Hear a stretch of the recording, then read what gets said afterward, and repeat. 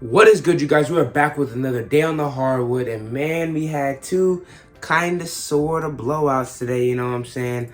The first one was a big blowout, and the second one, although the game was entertaining for a little bit, it ended up being kind of a blowout at the end.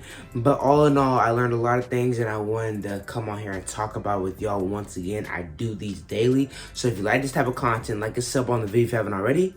Let's get right into it. All right, man, let's talk about the Nets Bucks game. And boy, was it a blowout. Kevin Durant came out going right at Giannis and PJ Tucker, getting PJ Tucker into early foul trouble. The fouls may have been questionable, but still early foul trouble. And from there, he mixed Giannis. He was mixing everybody else that was on him, and it ended up being a blowout. Kyrie Irving was great. Bruce Brown has the most unique role in the league. He has become a 6'4" center, getting offensive rebounds, being a role threat at 6'4", and actually finishing his floater in because of the drop coverage that the Milwaukee Bucks are in. He just floats it up at like a little bit in front of the free throw line every single time, right over Brook Lopez. It goes in, sometimes it doesn't, and he was really, really good today. Blake Griffin once again showing that he faked out the entire league. Needs to donate money back to the Detroit Pistons because boy, oh boy, did they get fleeced. Blake Griffin is diving on the floor. He's dunking on MVPs, hitting threes, all of that. And he has become a very valuable player to this Brooklyn Nets team. Joe Harris not having the greatest game, but still knocking down his threes. And Kyrie Irving mixing like Kevin Durant was, man. They have a lot of good role players that are playing great right now. Nicholas Claxton coming in with the length that Blake Griffin doesn't really have. And bothering like the game, just bothering, getting all the putbacks, tipping shots, just doing everything because Blake Griffin doesn't have that length, and Bruce Brown's kind of the big right now too, which is crazy to say. Nicholas Claxton just brings a whole different thing than those two guys. He can't shoot, but he can do just about everything else on the floor, especially defensive wise. So that's really, really great to have off the bench. They don't have Jeff Green right now. I'm not sure when he's gonna come back, and they don't have James Harden. They're not even at full strength, and they're tearing up the league. It looks like we thought we had parity. We may not though. That's pretty crazy. That's crazy though. Let's talk about the Bucks though.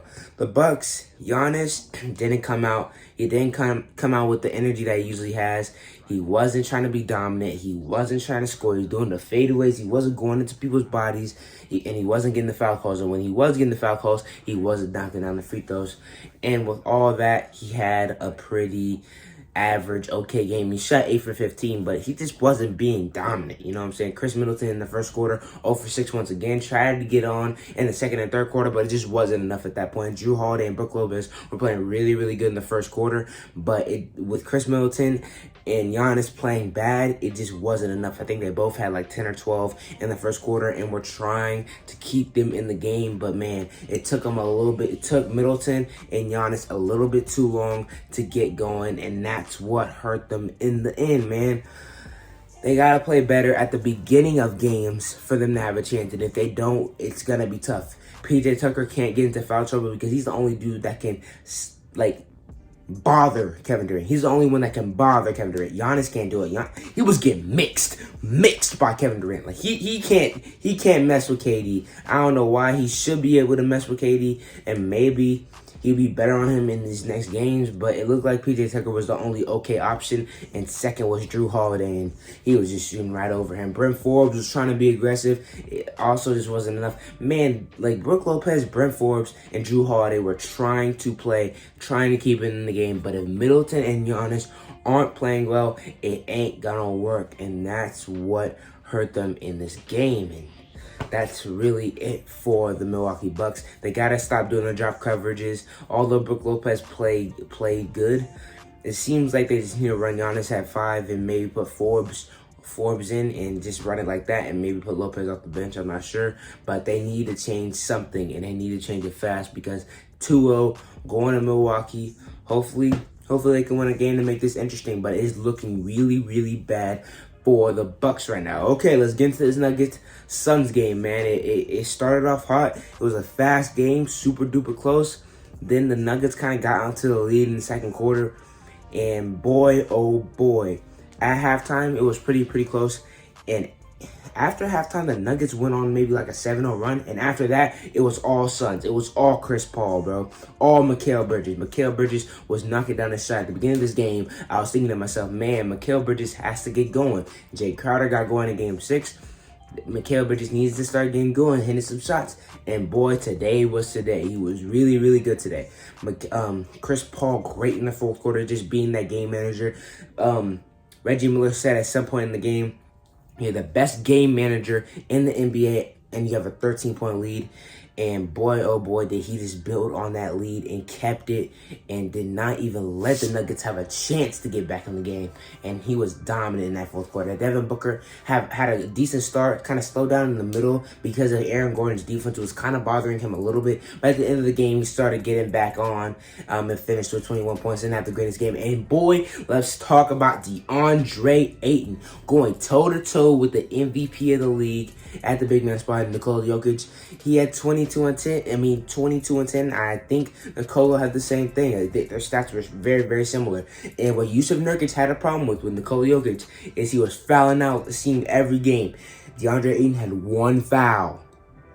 One foul, bro. That is so big when guarding Nikola Jokic because you know he's going to draw fouls. And as a team, the Nuggets only shot 6 free throws, which is even bigger. So shout out to DeAndre Ayton for not getting into foul trouble, staying on Jokic. Although he did have 20 points, I mean, you're just going to have to take that because Jokic is that good of a player. You just don't want him to get into 30s and 40s and not having Ayton to back it up on the other end if he's in foul trouble. So hopefully he can keep this up, not be in any foul trouble so he can stay on Jokic. And man, if that happens and Crowder and Bridges keep shooting like they did in this game, they have a really, really, really good chance of winning the series. But let's talk about the Nuggets.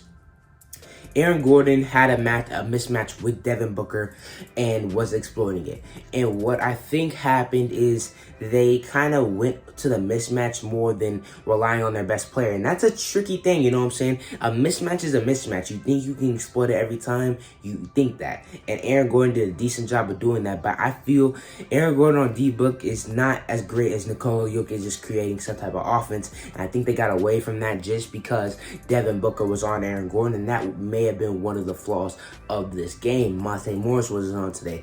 Austin Rivers wasn't on today. Composer was good in the second half. The first half was not good in the second half. He was just not good in the second half at all.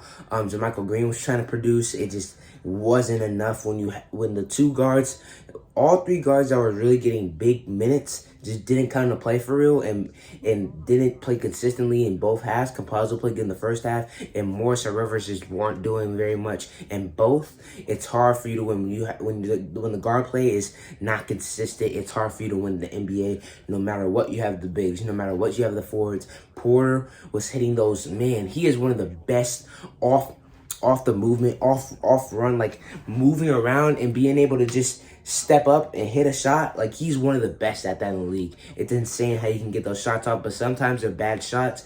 And I feel they may have to put him as a scoring option without Jokic on the floor a little bit more than they did in this game to really let him get his bucket to be who Michael Porter Jr. really, really is. I'm seeing right now 22, 9, and 3 for Jokic, 18 and 4 for Gordon, and 15 for Michael Porter Jr. on 13 shots. It felt like he was jacking that thing more. I ain't gonna lie to you. And Ayton had 20 and 10. So like I said, it really was a match in scoring for the big man matchup. And if that happens and Chris Paul doesn't look injured, man, it's going to be hard for the Nuggets team to beat this Suns team if all those things keep happening and they keep happening. And boy, that Suns crowd is rowdy and they are there for their team. Besides the Mavs, they may have the most, or they may have even more than the Mavs fans-wise. So it's really hard to play in that Phoenix Suns environment right now because they have the advantage of, like, the restrictions are way less than Arizona than they are in Denver or Portland or other Democratic cities around the world. So all that is big advantages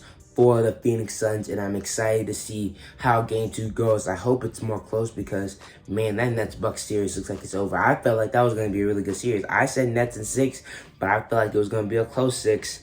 And boy, oh boy, it's looking like Nets in 5 or Nets in 4, and it looks like it's going to be a blowout. So hopefully, maybe they'll turn it around like the Clippers. Not saying they'll win, but just have some pride with it, you know what I'm saying? Hopefully, Giannis comes out and has a big game, and maybe they can slow down Kyrie or KD a little bit. But right now, they on one, bro. they all want. And Suns, they all want to. If those shooters keep shooting like they did today, this is going to be very, very hard to beat them. But that's all I got for you guys today, man. If you like this type of content, like and sub on the video if you haven't already.